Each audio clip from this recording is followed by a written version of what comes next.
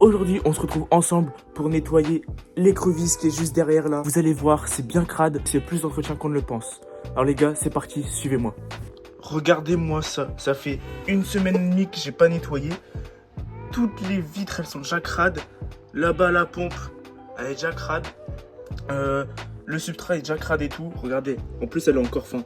C'est pas une dinguerie ça quand même. Donc les gars, premièrement, ce que je vais faire, c'est que je vais les mettre dans un petit seau comme ça. Donc je vais prendre l'eau de son aquarium pour mettre dedans.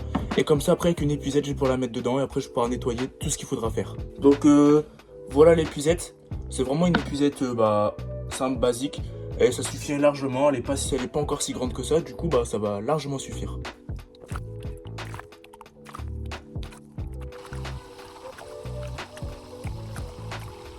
Donc voilà les gars, ce que j'ai fait, c'est que j'ai rempli aux 3/4.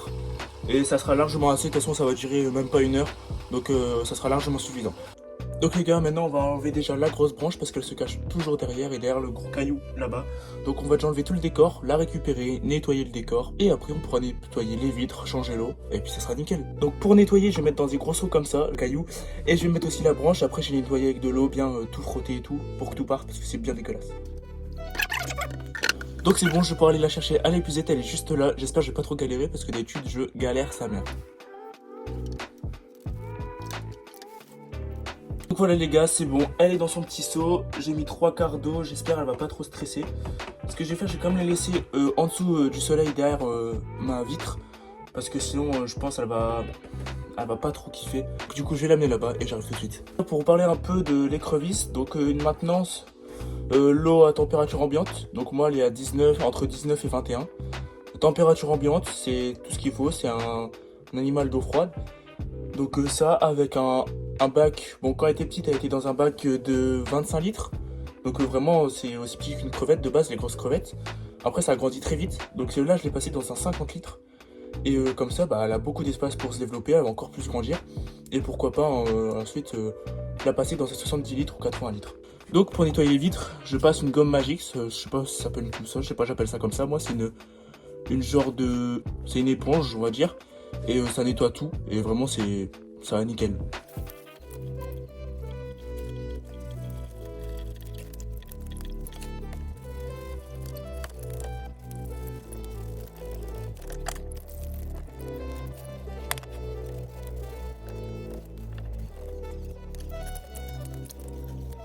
Genre rien qu'avec à nettoyer toutes les vitres et tout, l'eau elle est devenue verte, dégueulasse. Et j'ai remué le fond et je me suis rendu compte qu'en fait il y avait beaucoup de déchets. Du coup avec l'épuisette je vais essayer de récupérer tout ça. Même le substrat je pense que j'allais le rincer un coup. Parce qu'à mon avis il doit être bien crade même à l'intérieur. Donc je vais faire tout ça et après on pourra réaménager, remettre l'eau et remettre l'écrevisse. Donc là je vais tout nettoyer, je vais vider avec un petit seau, j'ai trouvé que ça.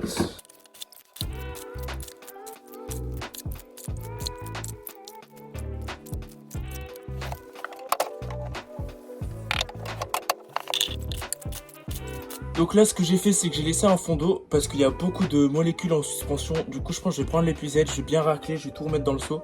Et comme ça sera vraiment propre, on pourra redémarrer sur cette bonne base pour refaire un bon habitat.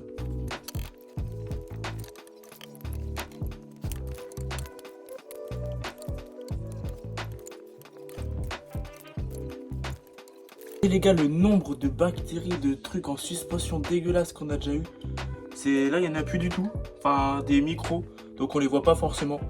Et c'est pas dérangeant parce qu'avec la pompe ça va vite se nettoyer. Donc les gars, on va continuer à enlever toute l'eau et après c'est parti, on pourra redécorer, bien tout faire. C'est parti.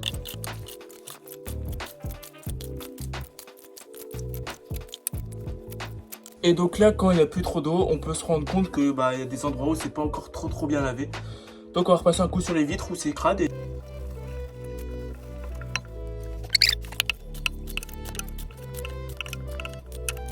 Donc voilà les gars, j'ai enlevé le max que je pouvais. Maintenant ce que je vais faire c'est que je vais reterraformer le terrain. Donc je vais faire une butte pour que devant il n'y a plus trop de sable et à l'arrière il y a un peu plus de sable. Donc ça devrait rendre assez joli parce qu'il y avait tout creusé. Mais je pense que d'ici une semaine il n'y aura déjà plus rien. En faisant ça je me suis rendu compte que le sable était plus crade que ce que je pensais. Donc je pense que j'allais le nettoyer vite fait, je vais enlever toute l'eau. Donc voilà les gars, j'ai enlevé le plus possible. Donc maintenant normalement ça serait bon, je vais remettre un peu de sable et tout. Et normalement, je vais pouvoir remettre le terrain en place, rechanger un peu pour que ça change un peu d'environnement. Parce que c'est bien de temps en temps de changer là, un peu de place. Ils vont être un peu perdus, mais parce que rester toujours dans le même environnement, ils vont commencer à tourner en rond, s'ennuyer, et ça peut créer de la dépression chez vos animaux. Du coup, bah moi j'aime bien faire ça. Je sais que peu de gens le font. Mais moi, c'est un petit truc que j'aime bien faire, que j'ai toujours fait d'ailleurs. Et franchement, bah, je vois mes animaux s'éclater, découvrir leur nouveau environnement. Un peu stressé au début, mais une fois la nuit tombée, ils vont tous sortir, vous inquiétez pas. Même si c'est des animaux diurnes. Moi, ce que je fais, les gars, quand je refais l'aquarium ou un terrarium, je commence toujours par les plus gros éléments. Et après, on vient au fur et à mesure avec les plus petits pour les petits détails. Donc là, c'est vraiment la grosse pierre. Donc il faut que je regarde de quel côté je la mets, parce qu'elle est vraiment magnifique. J'adore cette pierre, je la trouve incroyable. Et je pense que je vais plus la mettre au milieu. Comme ça, bah, ça va changer un peu le décor. Puis les gars, j'ai posé d'abord la pierre sur la vitre, ce qui est important. Sinon elle va venir creuser, ça peut tomber dessus et c'est très dangereux. Donc je l'ai vraiment posé sur le sol. Après j'ai mis du sable autour. Du coup là c'est vraiment au milieu. Je trouve ça va être sympa, je pense. Elle va bien s'éclater. Donc après les gars, j'ai un deuxième maillot. Du coup bah je vais le chercher. Là, donc il n'est pas du tout de la même couleur, il est plus marron celui-là. Il y a moyen que je le mette de ce côté-là. Il est un peu plus clair, je le trouve beau aussi.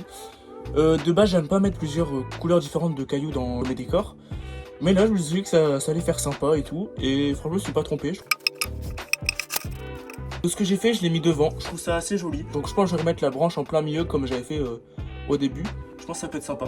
Donc c'est ce que je vais faire, je pense.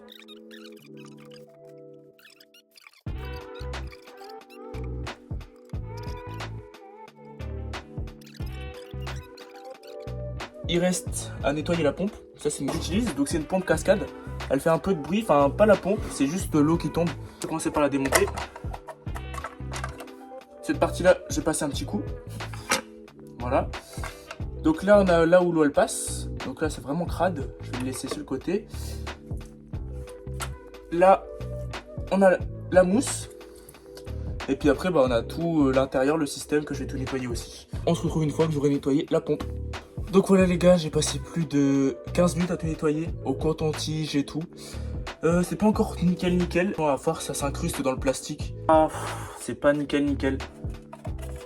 Mais tu vois, vous voyez, il y a toujours un peu de mousse qui reste. C'est vraiment ça qui est dommage. Mais bon, c'est pas grave, on fait avec. Donc on va passer au remplissage du bac, et après pour la mise à l'eau de l'animal. Alors les gars, du coup pour l'eau, moi ce que je fais, je prends l'eau du robinet, que je laisse 24 heures à température ambiante. Parce que bah moi, vu que mon bac est à température ambiante, bah ça va pas trop gêner. Je mets de l'antichlore, de l'équilibrateur d'eau.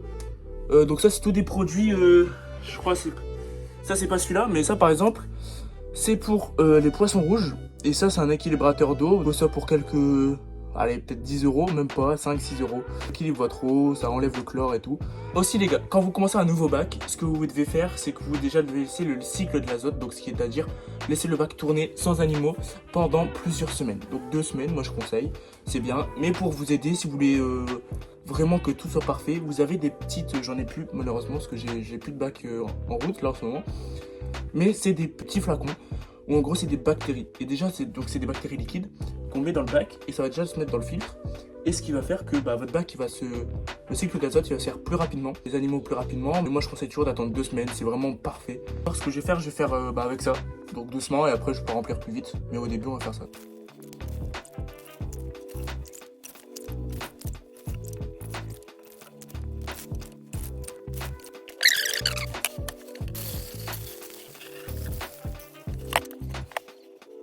Voilà les gars, j'ai remis la pompe en route.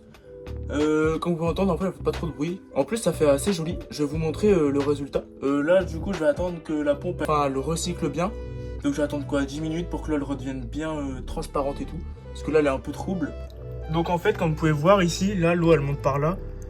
Donc elle monte vraiment tout ici. Bon elle est toujours crade, hein, vous pouvez le voir, genre c'est vraiment incrusté dedans, on peut rien faire malheureusement.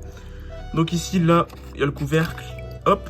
Donc ici, il y a une pompe de brassage qui tourne, on voit pas, c'est une petite hélice, qui refait monter l'eau, qui passe dans la mousse et qui refait une petite fontaine comme ça. Genre je trouvais le fonctionnement assez sympa.